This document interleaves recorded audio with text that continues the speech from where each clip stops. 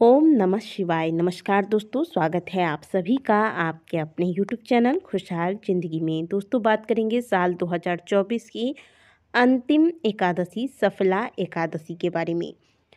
सफला एकादशी जो कि प्रत्येक वर्ष पौष मास के कृष्ण पक्ष की एकादशी को हम सफला एकादशी का व्रत रखते हैं, अर्थात पौष मास के कृष्ण पक्ष की एकादशी को सफला एकादशी के नाम से जाना जाता है। इस दिन भगवान विष्णु की पूजा की जाती है। सफला एकादशी के व्रत को धारण करने से घर में सुख समृद्धि का वास होता है।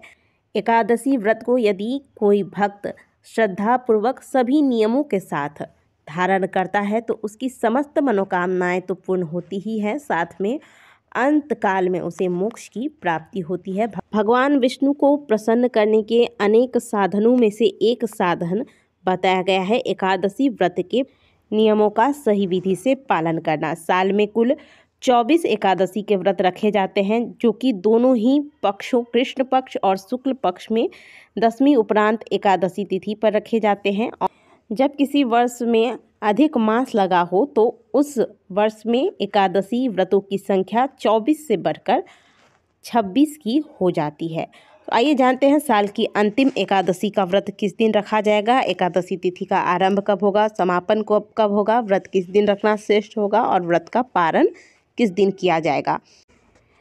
पौष मास के कृष्ण पक्ष की एकादशी तिथि का प्रारंभ 25 दिसंबर को रात्रि 10:29 पर हो जाएगा और एकादशी तिथि का समापन होगा 26-27 की रात में 12:44 पर।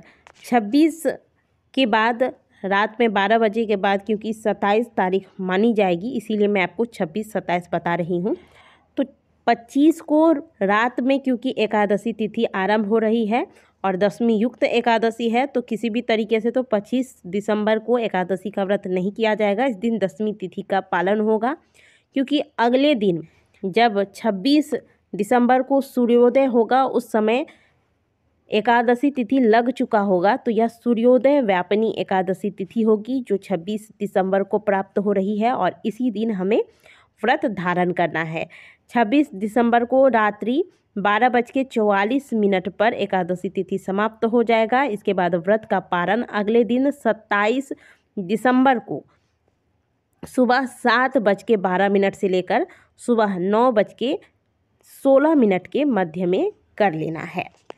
तो आप समझ गए होंगे, सफला एकादशी जो सभी कार्यों में सफलता दिलाने वाली एकादशी मानी जाती है, यह हमें 26 दिसंबर को धारण करना है। इसके एक दिन पहले 25 दिसंबर को 10वीं तिथि होगी। इस दिन बाल धोकर स्नान कर लेना है, शुद्ध सात्विक भोजन लेना है, ब्रह्मचर्य का पालन करना है। भोजन में प्याज, लहसुन, मसूर की दाल, मूली, बैगन इत्यादि का प्रयोग नहीं करना है। एक ही समय भोजन लिया जाता है। लेकिन यदि अगर आप अस्वस्थ रहते हैं तो आप शाम का भोजन 7 बजे के पहले ले लें, या फिर 7 बजे तक आप हल्का फुल्का भोजन, और हो सके तो उस समय आप मीठा भोजन लें और चावल इत्यादि का सेवन सूर्यास्त के बाद 10वीं तिथि पर ना करें। वैसे तो 10वीं तिथि पर भी चावल का त्याग किया जाता है, लेकिन बहुत से लोग दिन में एक बार चावल खाकर शाम के समय से चावल का त्याग करते हैं 10वीं तिथि पर। तो आप देख लीजिएगा, यदि आप चावल के बिना नहीं रह सकते हैं तो 10वीं तिथि पर एक समय सूर्यास्त होने से पहले आप चावल ले लें,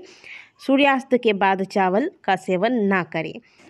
10वीं तिथि के दिन से ही आपको ब्रह्मचर्य का पालन करना है और जब आज के दिन आप रात्रि में सोने जाएं तो उस समय आप इधर उधर की बातें ना सोचते हुए भगवान का स्मरण करते हुए सोएं।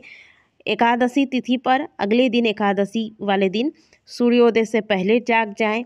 घर की जो भी साफ़ सफाई इत्यादि करनी है, करने के पश्चात स्नान करें, पीले रंग के वस्त्र धारण करें और फिर घर के मंदिर में घी का दीपक लगाकर फिर व्रत का संकल्प लें और इसके बाद भगवान विष्णु की बहुत सुंदर विधि से पूजा करें। भगवान को पीले चंदन का तिलक लगाएं, तुलसी दल भगवान को अर्पित करें, तुलसी दल की माला अर्पित करें, फलों का भोग भगवान को लगाएं और जो भी भोग आप लगाते हैं उसमें तुलसी दल अवश्य रखें। इससे ही भगवान प्रसन्न होते हैं।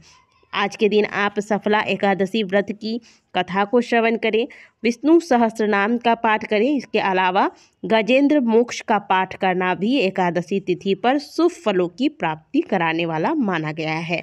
शाम के समय यदि घर के आसपास कहीं भगवान विष्णु या फिर भगवान राधे कृष्ण का मंदिर है तो वहां जाकर आप दीपक इत्यादि लगा सकते हैं, कीर्तन कर सकते हैं। नहीं तो घर में ही आप थोड़ी देर बैठकर भजन कीर्तन वगैरह करें, भगवान का नाम स्मरण करें।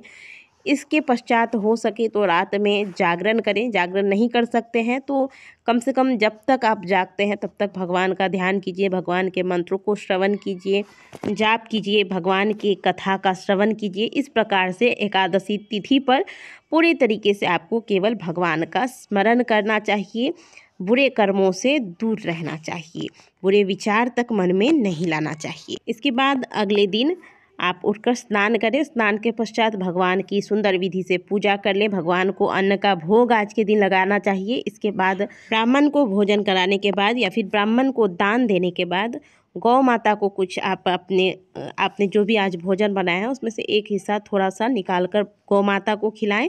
इसके बाद आप अपने व्रत का पारण करें।